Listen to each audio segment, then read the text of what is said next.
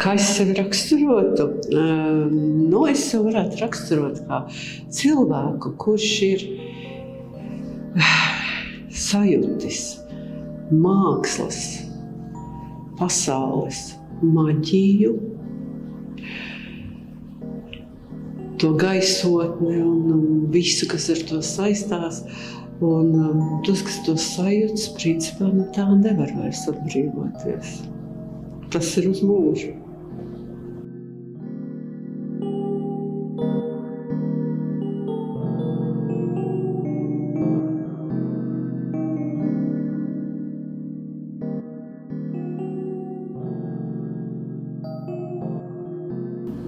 Es pilnībā pievienojos. Ir tāds teiciens, ka māksla ir bezgalība laikā, telpā un sevī.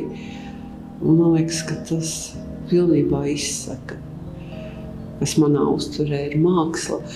Un ka, tā ir saprašanās, komunikācija bez valodas. Bez valodas barjeras, ka dažādās valodās cilvēki runā. Un katrs mākslinieks, katrs cilvēks, mākslinieks, ar mākslu var atrast domu biedrus, jebkurā gadsimtā, jebkurā laikā, citā ērā, jebkurā pasaules malā. Un tas ir kolosāli.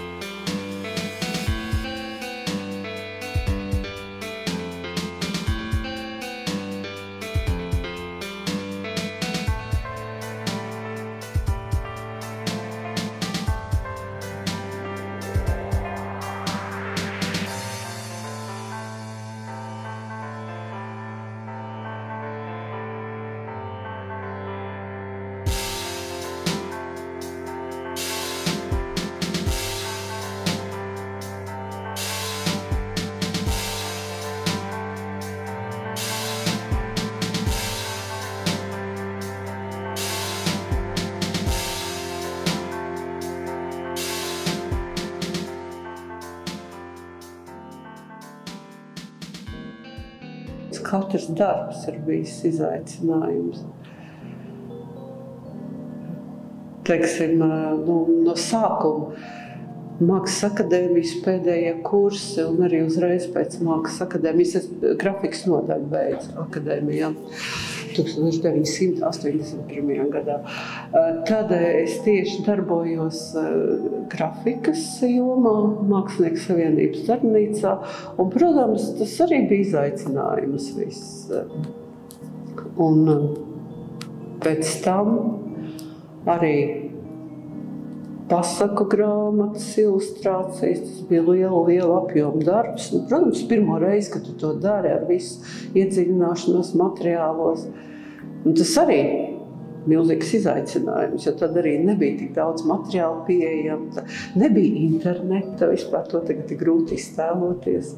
Gāju uz bibliotekām un nebija arī grāmatas pieejamas tik daudz.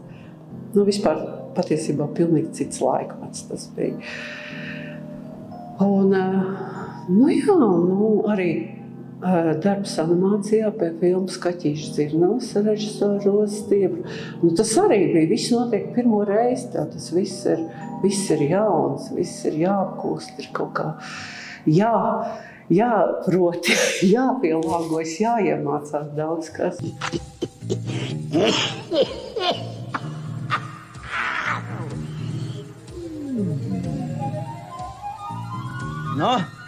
Kā tad būs? Kas būs? Kas? Nauda? Jādod kungam nauda? Nauda? Bet mēs taču runājam pēc gada. Redzi, ir laiks, tā kā dot tik šurp.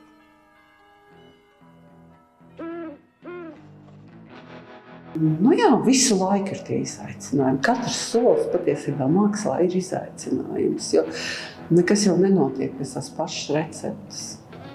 Nu, ja tā pīstam, ja, mākslā, ja nevis štancē darbiņus pēc vienas schēmas, tad visu laiku ir tas izaicinājums.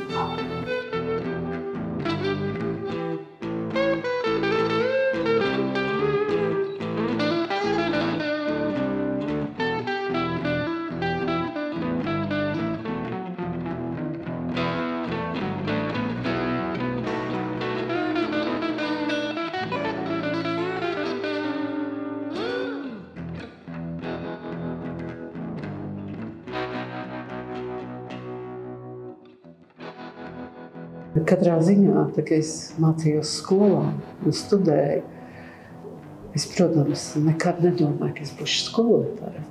Es jebko varētu darīt, tikai ne skolotāja. Bet dzīvē viss tā kaut kā iegrozās.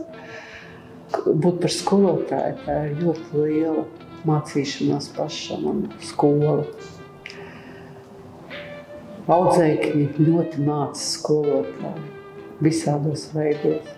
Priecē tas, ka jūt to atgriezenisko saiti, kā tagad visi saka, ka satiek pēc kādiem gadiem skolnieku, un jau viņš saka, tik forši bija, patiesībā tik daudz iemācījos.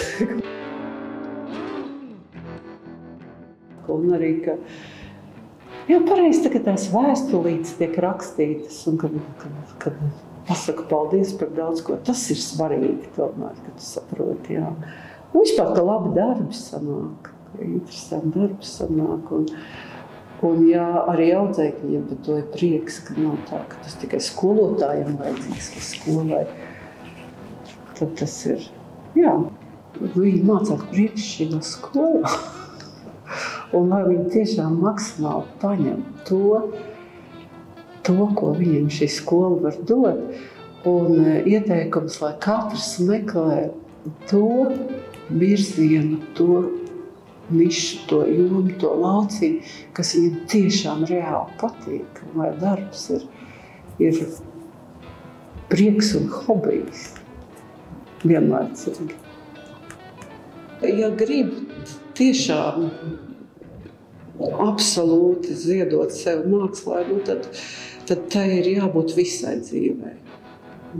Māksla ir ļoti greizsirdīga, un tur nevar būt tāda īpaša dalīšanās. Bet es neesmu tāds cilvēks, ka es tā varētu. Tikai to man ģimene vienmēr ir bijusi svarīga. Es nevarētu to visu tikai mākslā veltīt, jo tas arī ir ļoti svarīgi. Bet tā sajūta, ka tā kā varētu vairāk, ka pa maz pietiek laika tam. Laiks ir tik, cik ir. Tas ir. Bet es droši vien neko negribētu mainīties, un no kā citi neesmu gatava atteikties. Varbūt kaut kur mazāk slinkumu dzīvē. Ne? Bet slinkums jau arī ir vajadzīgs, jo tur domas visādas rosās, un tā nevar jau visu laiku skriet vienkārši. Vajag jau arī to tādu palaiskošanos, ka tu sāc gribēt kaut ko darīt un tā. Neatņemama mākslinieka sastāvdaļa varētu būt pēc dūmus. Ja tu neesi kaut nedaudz dūls, tu nevar būt mākslinieks. Dūls tas ir tāds atļauties kaut ko, netradicionālāk domāt un uzdrošināties.